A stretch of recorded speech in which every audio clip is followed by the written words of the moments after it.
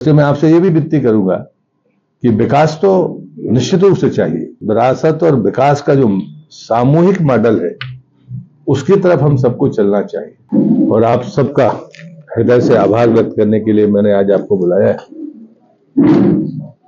कि इन 9.5 वर्षों में आपने जो मुझे मेरे संसदीय जीवन में जो सहयोग किया है, इस बात के लिए मैं दमोह के प्रिंट मीडिया, इलेक्ट्रॉनिक मीडिया और फोटो जर्नलिस्ट सबका हाथ जोड़कर हृदय से आभार व्यक्त करता हूं, धन्यवाद देता हूं। अच्छी बात यह हुई है कि भारतीय जनता पार्टी चारों सीटों पर प्रचंड बहुमत के साथ विजयी हुई है, राज्य में सरकार बनी है और उसकी प्रक्रिया 1-2 दिन में पूरी होकर सब अपने अपने नए दायित्व की तरफ जाएंगे।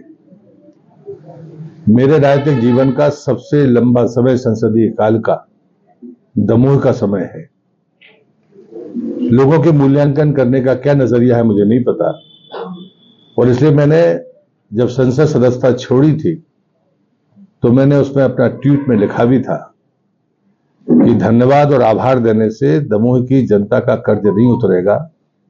जब तक मैं जीवित रहूंगा, व्यक्तिगत और सामूहिक जो भी कर्तव्यों का मैं निर्वहन कर सकता हूं, मैं उसे करूंगा, ये मैं आपको वचन देता हूं।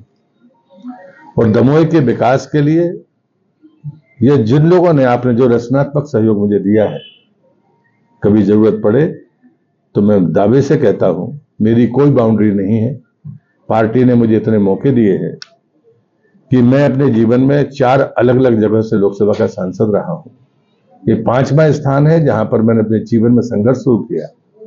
वहां पर जब मुझे पार्टी ने पहुंचाया तो वास्तव में मैं तो छिंदवाड़ा या जबलपुर की किसी सीट पर लड़ने वाला था, लेकिन मैं आज अपने अनुज के प्रति भी साधुवाद व्यक्त करता हूं कि एक तरफ परिवारवाद में मां और बाप, बाप और बेटे, भाई और भाई टिकट के लिए लड़ते दिखते हैं। आपसे कोई चीज छुपी नहीं होती, लेकिन उन्होंने परिवारवाद पर जो तमाचा लगाया, क्योंकि मैं जानता हूं कि अगर मैं आज चुनाव जीता हूं तो उसमें मुन्ना भैया की सक्रियता जरूरी है, और पार्टी ने उनको टिकट का पहले कहा था कि वो तो लड़ेंगे ही।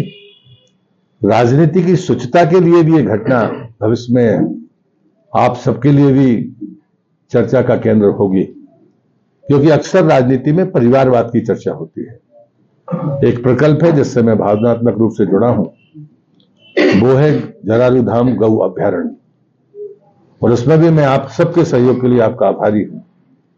नहीं तो 2 गैयां मरती हैं और छपती 4 हैं, लेकिन आपने जिस प्रकार से नैतिक बल हमको दिया, और मैं आज विश्वास करता हूं कि अभी वो दमोह की पहचान है, ये देश की पहचान बनेगा, ऐसा मेरा भरोसा है। और हमने इस व्यवस्था में अभी परिवर्तन हुआ है। आलोक जी जैन उसके अध्यक्ष थे, अब नरेंद्र बजाज जी उसके अध्यक्ष हो गए हैं, क्योंकि प्रकल्प को दूर से नहीं चलाया जा सकता। गुप्ता जी टाइम्स वाले जो हैं वो उसके तहसीलदार हैं, ये दोनों साइनिंग अथॉरिटी होंगी। अब जो भी उसका वित्तीय आहरण होगा वो व्यवस्था उसकी बन गई है।